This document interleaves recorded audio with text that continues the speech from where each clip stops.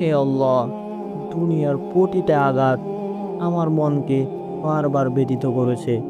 যেখানে আপনার দরবারে সিজদায় পড়ে চোখের পানি ফেলার কথা ছিল, সেখানে আমি দুনিয়ার মানুষের দেওয়া আঘাতে বারবার চোখের পানি ফেলেছি।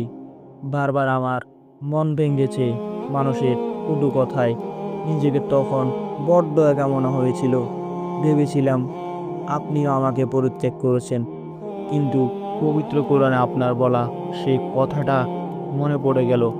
তোমার রব কখনো তোমাকে পরিত্যাগ করেননি এবং তিনি তোমার প্রতি অসন্তুষ্টও নন।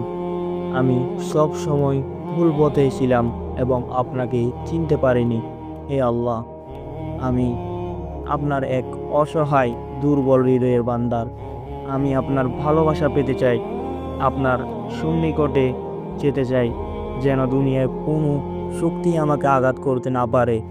আমাকে এমনভাবে তৌফিক দান করুন যেন আপনি ছাড়া আর কারো জন্য চোখের পানি ফেলতে না হয়, কারো কটু কথায় কষ্ট পেতে না হয়।